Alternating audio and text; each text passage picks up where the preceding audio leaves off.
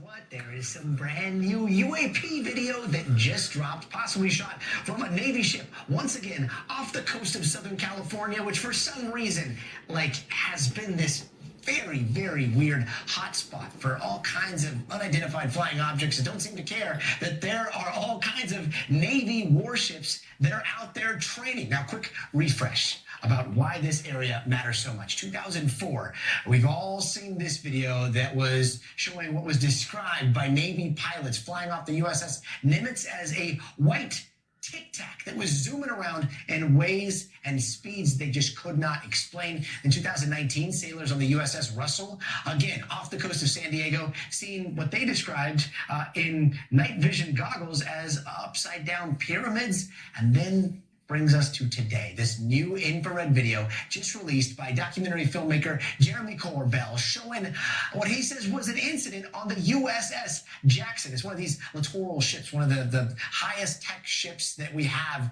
in our arsenal. And according to Corbell, Navy sailors were actively tracking one of 4 unknown objects observed going in and out of the water. No heat plumes, no exhaust, nothing. And here is how one of the witnesses on board the ship described it.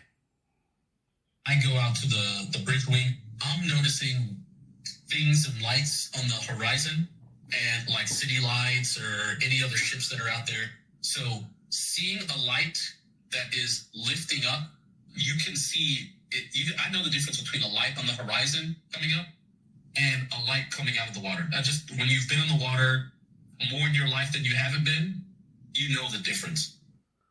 Now let's get into it with Jeremy Corbell, one of the hosts of Weaponize, the podcast. Welcome back with Jeremy. Thanks so much for being with us. I'm so glad you talked to that sailor there because it gives us so much more context. Like the videos, they're very important, and yet they don't show that much. So real fast, walk us through what this video shows, because if you look very closely, it looks like the targeting is trying to lock in, right? That's right. So George Knapp and I, with our journalism, we always try to, if we obtain military filmed footage of UAP or UFOs, which this is, we try to get direct witness testimony to go with that. And in fact, these are senior ranking Navy officials. You know, they don't want to go by their full identity at this time, but they will at some point. They're in the Combat Information Center. They get this footage. It's FLIR, forward-looking infrared. So it's black and white. What you're supposed to be seeing, we don't see. We don't see tails. We don't see thermal plumes. We don't see any signature of a normal aircraft. So that's what makes this case fascinating. We have both witnesses coming forward as well as the hardcore data and evidence. And does that mean white is hot, black is hot there? Or what's the thermal imaging and why do we see that Tic Tac shape? Sure. Yeah, so this is in black hot. It can switch between the two. But what's really important about this is that the high-ranking Navy official said, we saw one of these come up out of the water. We then went to radar and we saw 4 of them. We then took our thermal cameras and we looked at one. And when you look at a plane, it looks like a plane. This doesn't look like a plane. In fact, it looks like the Tic Tac from 2004, where Commander David Fravor chased a UFO for the United States military.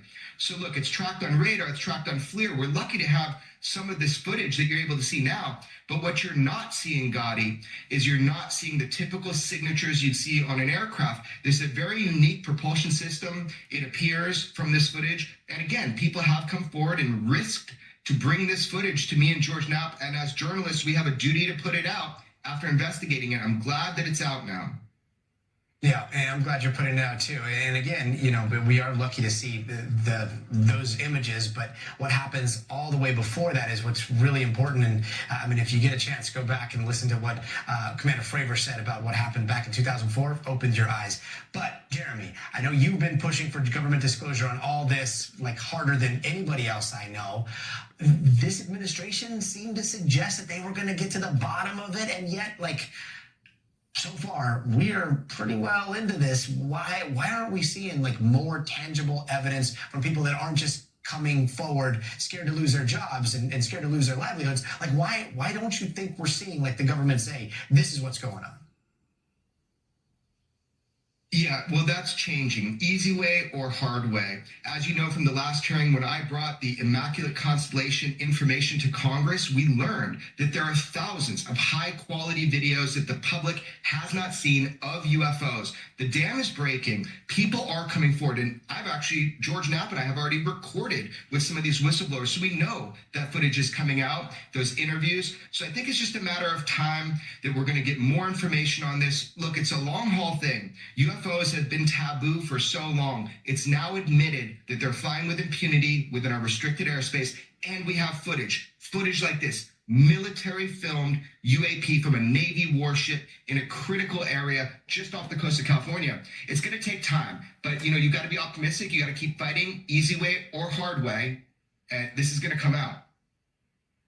Yeah, I can't wait to know what is going off the coast of California here. I mean, this is a very weird hotspot. Jeremy Corbell, just another video that you have now released to the public. We really appreciate you covering all this for us.